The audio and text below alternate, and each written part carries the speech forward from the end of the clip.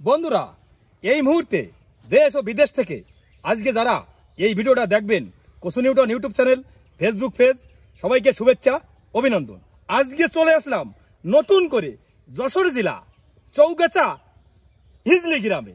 এখানে আমার এক কাকা জুলফিকার সিদ্দিকী, উনি বিভিন্ন ফল ফলাদি নিয়ে গবেষণা করে, রিসার্চ করে। আজকে তার কাছ থেকে জানবো যে জাপানের একটা জাতীয় ফল, এই ফলটা বাংলাদেশে উনি কিভাবে আসছে এটা ধরালো এই বিষয়। কাকা, আপনি ভালো আছেন? আলহামদুলিল্লাহ, আপনি কেমন আছেন? আমিও অত্যন্ত ভালো আছি।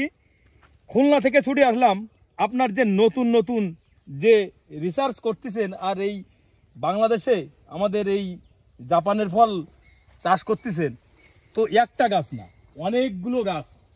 এর বিষয়ের পরে আমার ইউটিউব ফেসবুক যে দর্শক আছে তাদের উদ্দেশ্যে বলেন যে আসলে এই যে গাছে যেভাবে ফল, একটু বলেন।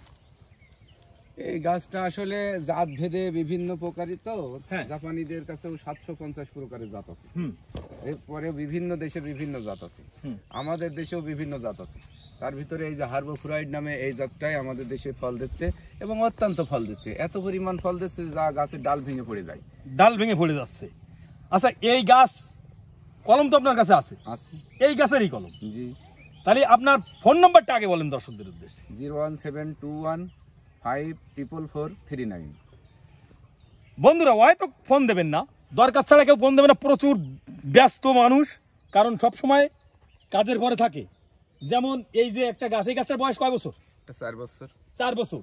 এর একটা গাছে সর্বোচ্চ এই ফলটা কত সাইজ হয়? আমার 120 গ্রাম পর্যন্ত সাইজ। 120 গ্রাম পর্যন্ত। তো একটা গাছ থেকে এই গাছটা এবছর তো মনের উঁচু হয়ে যাবে ফল। হ্যাঁ, তা তো ইনশাল্লাহ যাবে। এর বাজারে কেমন রেট আছে?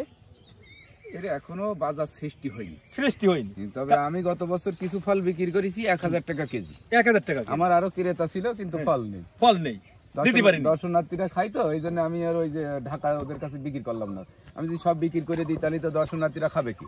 এই যে সাধারণত এই যে ডালটা 1 2 3 4, এই ডালটা এটুকুনির মধ্যে 4টে ফল। তা এ যদি একটা ফল 100 গ্রামের হয়, তাহলে এতে আছে 400 গ্রাম ফল আসতেছে। তাহলে এটাও কি মোটামুটি বাংলাদেশে যদি চাষ হয়, তাহলে এটাও তো মনে হচ্ছে একটা বাণিজ্যিক ভাবে একটা চাষ করা একটা জাত। এটার একটা বাণিজ্যিক চাষ হবে, তবে মানুষ এখনো পার্সিমন বুঝে উঠতে পারিনি। হ্যাঁ, আঙুর যেমন সহজে বুঝে গেল, কাঁঠাল বুঝে গেল, পেয়ারা বুঝে গেল, কিন্তু পার্সিমন এখনো সহজে বুঝে উঠতে পারিনি। যার কারণে পার্সিমনের দিকে এখনো এগোয়নি। তবে ইতিমধ্যে কিছু কিছু মানুষ ইচ্ছা প্রকাশ করছে। আমি তাদেরকে পরামর্শ দিচ্ছি যে একবারে বড় বাগান না করে অন্তত 2-1টা করে 5টা করে লাগান, 10-20টা লাগাই আমরাও আবার যাতে সামনে দিকে যাচ্ছি, চেষ্টা করছি বিভিন্ন দেশে। তাই এ তো আরেকটা, যেমন গাব, এ কি গাবের কোন প্রজাতিটা? পার্সিমনের বাংলা অর্থ গাব। কিন্তু আমাদের দেশেও তো বেশ কিছু প্রজাতির গাব আছে যা অত্যন্ত সুস্বাদু আছে।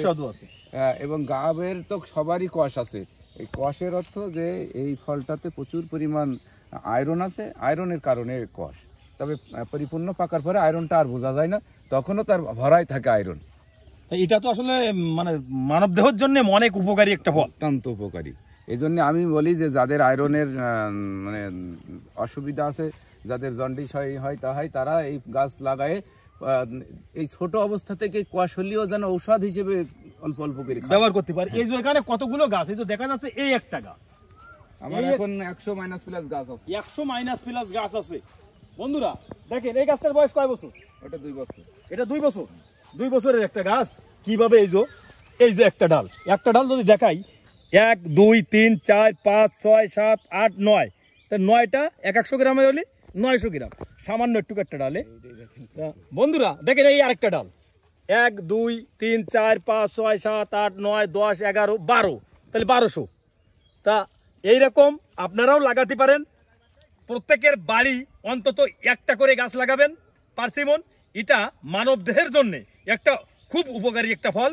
তার নতুন কোনো বিষয় আবারও দেখা হবে। সবাই ভালো থাকেন, সুস্থ থাকেন, ধন্যবাদ।